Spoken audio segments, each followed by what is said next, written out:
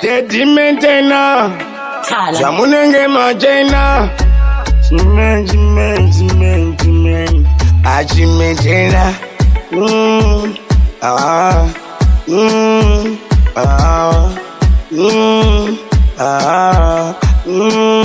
Wayume makope, Kwavakandisa nyiro Sikuru ndinoda kukuraira Darere manjuzuiri kwarakatangira Sanangura ndakaramba ndakawatarira wachiti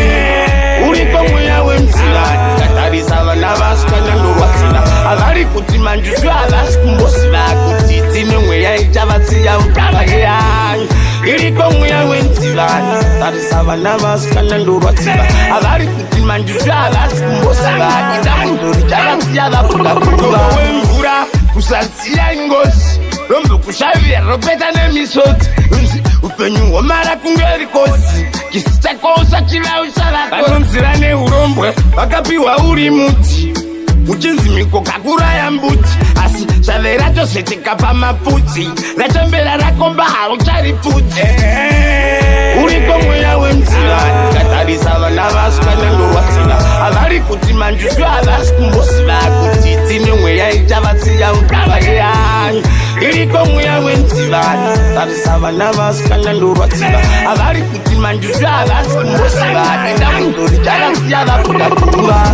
Aripano hati ndiri mutembere Kutekedza nambe unzi ukwangwere Vachiminali Sano ndiri pembere Mberi kwemgani ngawasati yendere Arina uchenyu rwashavera kwari nokutonzera mba Kumbira matete kurukatitepa Asiwe unokumbira kwenda kwashinawa Unotechwa ungari kunana sekuru kambawa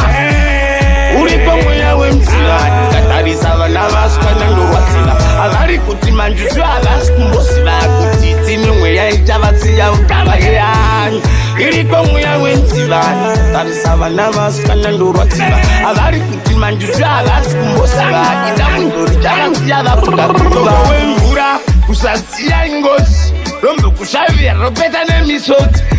Upenyu womara kungeri kosi Kisita kosa chilau sarako Vanonzira neurombwe Vakapiwa uri muti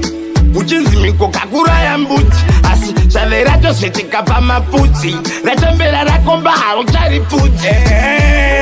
Uriko mweya wemzila Katarisa vana vasikanya ndorwasila Avari kuti manjuzu avasi kumbosila Kuti tine mweya ichavasiya utava yeyanyu Iriko mweya wemzila